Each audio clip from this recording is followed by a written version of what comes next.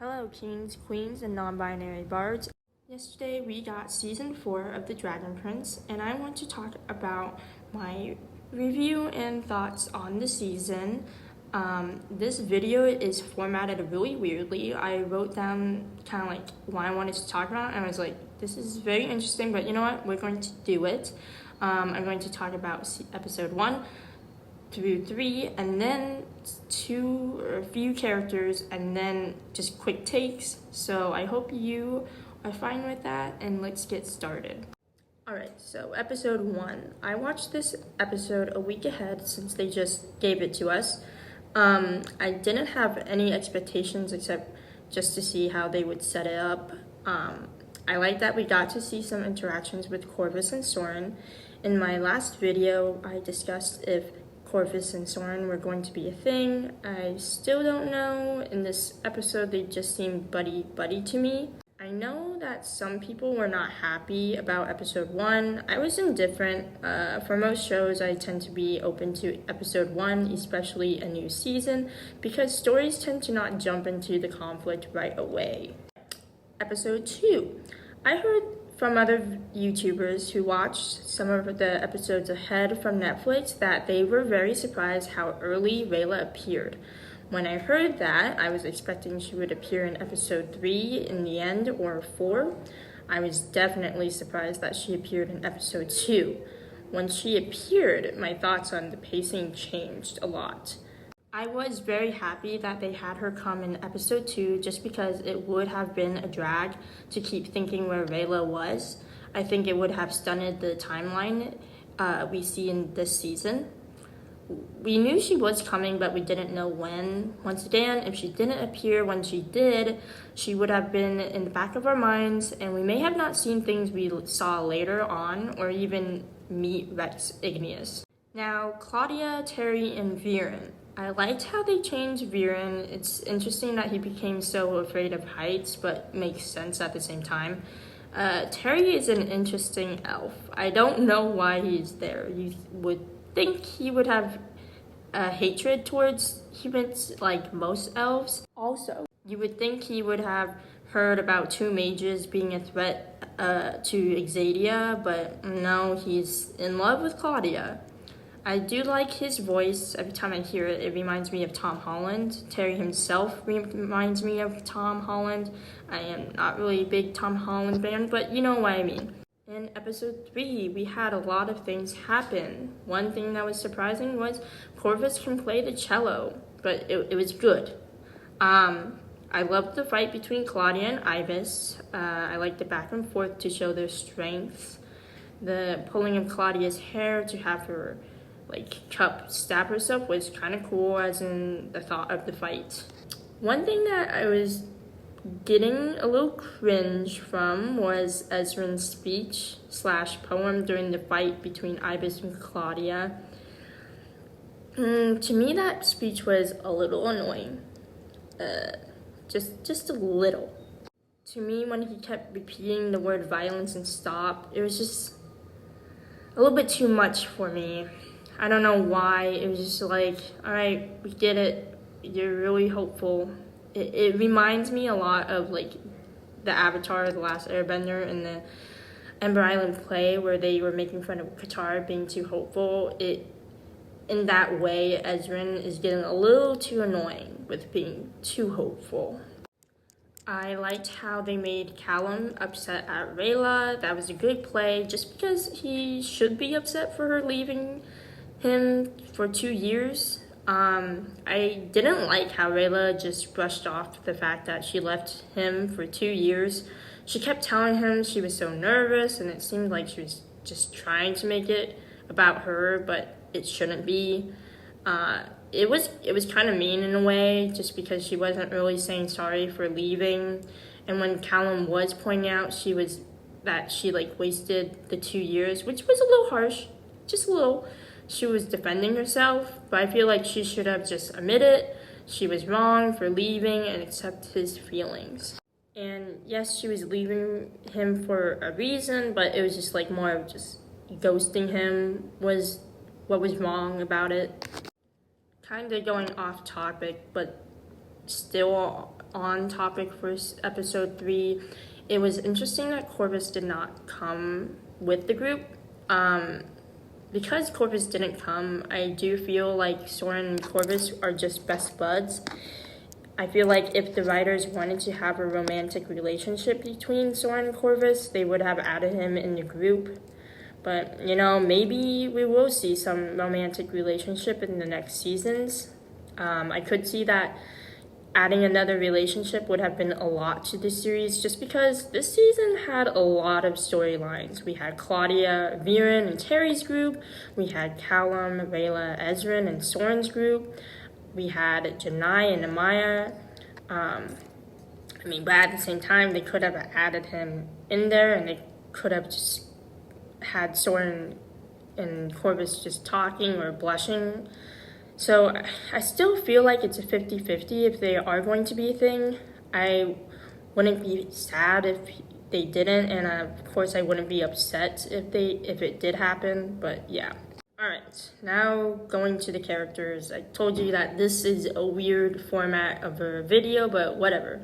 I know I didn't talk a lot about Janai and Amaya, but that's because the show kept switching between groups, and it was hard to keep track of, especially just remembering all these episodes all at once. I know I could just rewatch it, but I think just grouping the characters is a little bit better. Anyways, Janai and Amaya. I liked the conflict they had between the two races, learning how to get along. Kareem was very interesting. I didn't quite get his whole, Janai and Amaya being married and then showing it will become a symbol of losing the Sunfire Elf way. Because he was, saying she could still marry Amaya, but she can't make it into a symbol. But then again, when you think about it, if she is going to marry in public, that seems like a symbol to me. Unless that was what he was saying, that don't marry in public.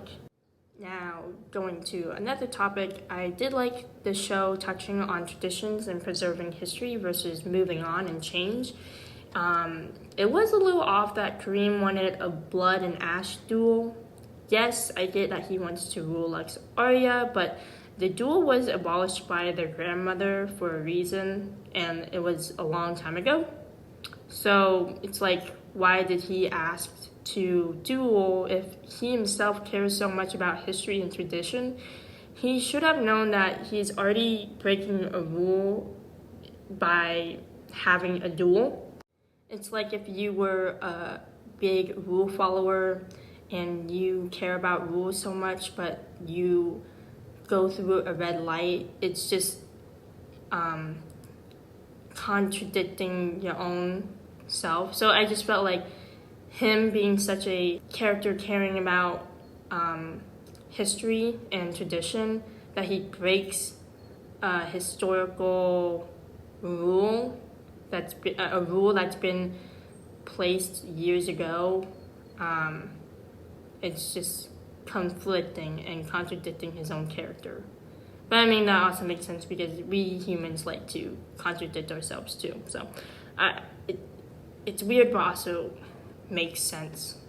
Overall, I was happy to see Janai and Amaya's interactions. It was very cute that Janai was signing a little bit in the end when she was talking about if she wanted to rule or she wanted to marry Amaya. I was also happy that Amaya understood that the architect was in the wrong.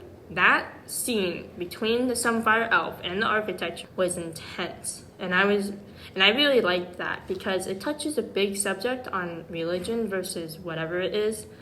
In this case, it was religion versus safety, keeping the camp not burning. I like that they touched on that topic because it tests the writers and even the audience. I feel like it's good writing if it makes the audience feel such tension of who is right and who's wrong. I feel like that's good, and I felt that scene. That was crazy. Now we're going to do some quick takes, I guess. First, I did not like the floss. That was so long ago. It is done. It is over with is not trendy. I felt it was not funny. The only funny thing that came out of it was like Opelli being jealous of Soren, that he knew it was a trend, but right now, like today's time, it was not a trend, and it wasn't a trend. It died a long time ago. Anyways, and then also like the Goofy Goo, I feel like everyone knows it, that it was referencing to slime, and I don't like it because it's like when movies or shows add these trends, it then makes that show less timeless, if you get what I mean.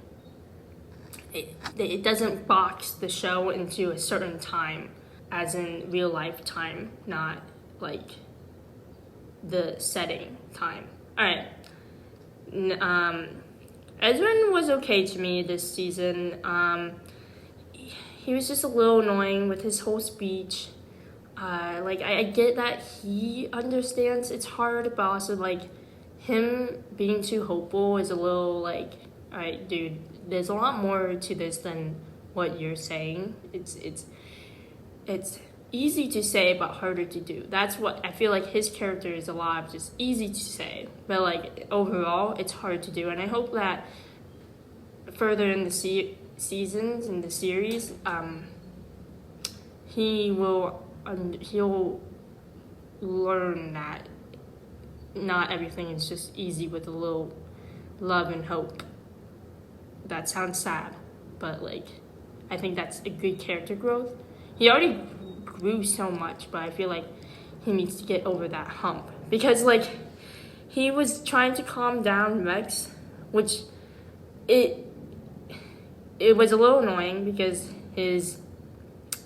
how he was trying to do it was just a deep breath, and I just felt like, no, that's not gonna work, and it didn't work, and he should have just left with Callum and Rayla and the group. I didn't really like how Claudia kept calling Terry baby.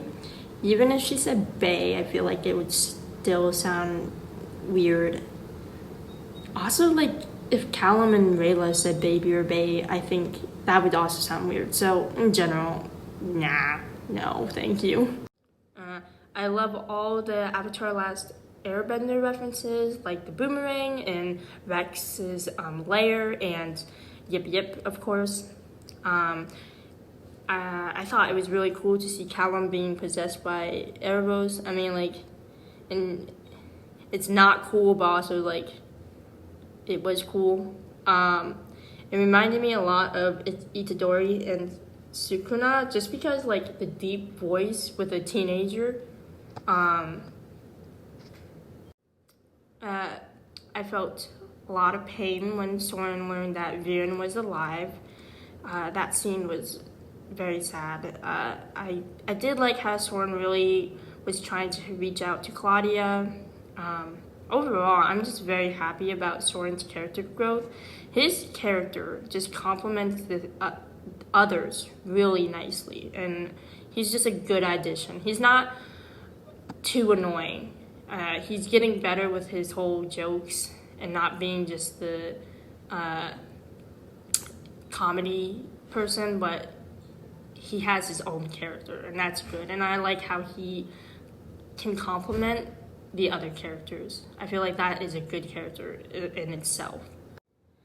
When Callum asked Rayla to kill him if he ever got possessed again was a little annoying. I get the trope of two characters who are in love have this pressure of saving each other if one gets possessed. It would be more tension between those characters, but to me, Callum and Rayla already had that in the storm spiral scene where Rayla was pushed off and Callum went to save her. To me, it gets a little old when two characters keep risking their lives for each other. I feel like he should have asked Soren or maybe Ezrin. I don't know about Ezrin, just because Ezrin would then lose another family member, and I think that would be too much. But Soren, on the other hand, I feel like he should have asked Soren.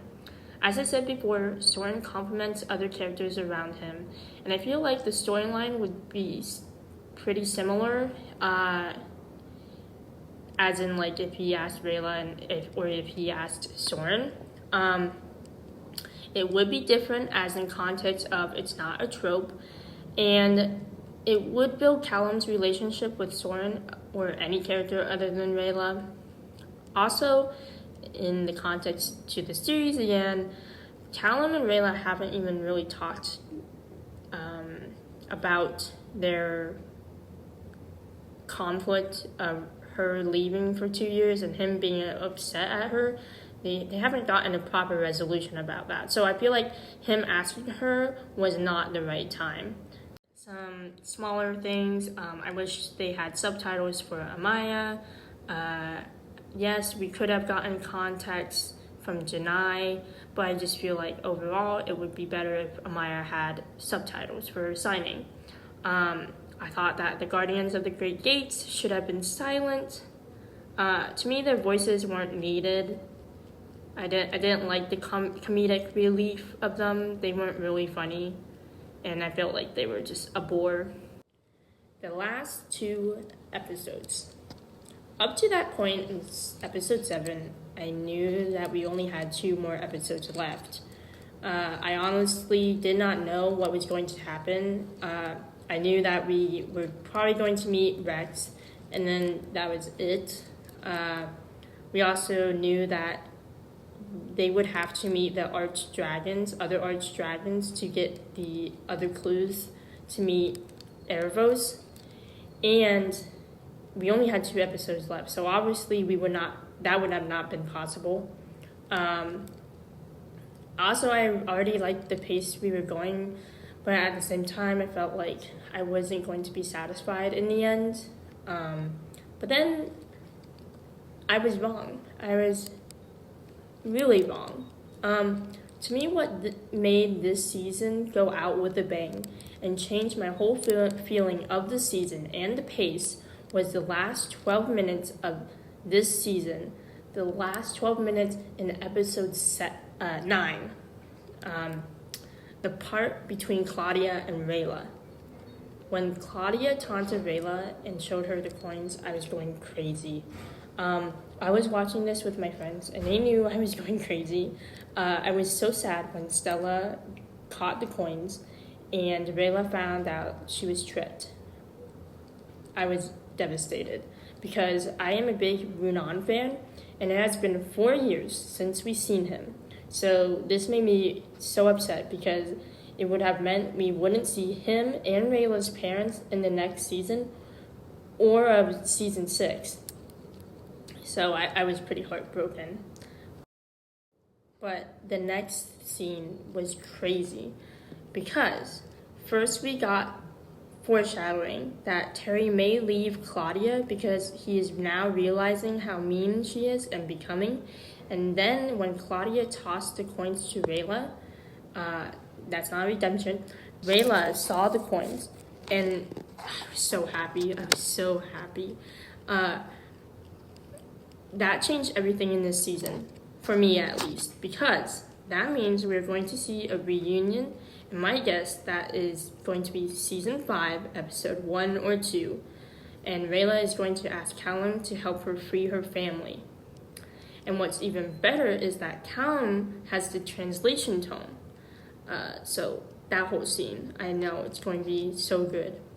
How he's going to free them is another video, but anyways, why I think that scene and seeing Viren back to being crusty changed the whole season, because looking back at the whole season, it changed the pace. In episode 2, we saw Rayla. In episode 3, Ivis dies, and the start of the adventure begins. In episode 4 to 7, we're trying to get to Rex with big things in between there. And then, instead of ending like between a big climax, it begins with a good start for season 5. What I mean by this is in other shows, some shows end their season in between a big fight or in a happy ending like season 3 of The Dragon Prince. But to me, I feel like we are 1 or 2 episodes ahead from what I thought we would be in the storyline of freeing Rayla's parents. If Claudia did not give Rayla's parents back it would probably take a whole episode or two of Rayla trying to get the coins back, or maybe a comic. But Claudia gave Rayla the coins, saving us 2 episodes and putting us ahead to the point of freeing her parents. But why am I saying it's saving us 2 episodes? Yes, I wish we had more episodes in a season, but since we only have 9 episodes a season, writers have to decide what to put in, what to take out, and what storylines need time and what don't. It would have been interesting if there was 1 or 2 episodes of Rayla chasing Claudia, but it would have been taking up 2 episode spots for storylines we may have lost or not see. In addition, it would then take probably up to 10 minutes of an episode on how Rayla would free her parents. It would have taken a lot longer, and it would have taken up episode spots and changed the pace of season 5 to be maybe slower. This is sort of similar to The Owl House, where the writers don't have a lot of time. They only have 45-minute specials, and so these writers have to decide what to put in and what to take out. And we may never see a storyline that they thought would be necessary or they thought would be fun, especially like the beach episode. So that's what I mean, as in like it's saving us 2 episodes. Yeah. If we didn't have Claudia give Rayla the coins, the creators probably would have made a comic of Rayla chasing Claudia, which I think it would have been annoying just because Through the Moon had some of the audience confused on where Rayla went, and that I don't think it's a smart idea for the storyline and the audience. Yes, it's a good marketing thing, but don't do it to the Dragon Prince, don't do it, crew. So now we have a great setup of season 5 because Rayla is going to be able to free her parents probably in episode 1 or 2. And if that is the case, I feel that season 5 is going to be great. Rayla will probably have her family back, and because we know the characters will have to go to the other archdragons to get the clue to find Erebos, we may get characters splitting up into groups to go to each archdragon, which means more character building and dynamics in the show. I could see Rayla, her parents, Runan, and Athari in a group. We could see a new relationship with Rayla and her parents, more information and personality from Teardrin, Leanne, Runan, and Athari. I can see Gren, Amaya, Janai, and maybe Corvus together. More scenes of those characters too. Then Callum, Soren, Ezran, and maybe Corvus and or Rayla in that group. Lastly, Claudia, Terry, and Viren. To me, this would be such a great setup for season 5 because the audience would be able to see their favorite characters more, and the story can still continue, but in a really fun way. This is my longest video, and I'm so sorry if I sounded like I was reading off a list because I was. I have a document of what I wanted to say. And sorry if I sounded awkward or if you didn't quite understand everything I said, but you know, I'm just trying. But anyways, thanks for watching. Ace signing out.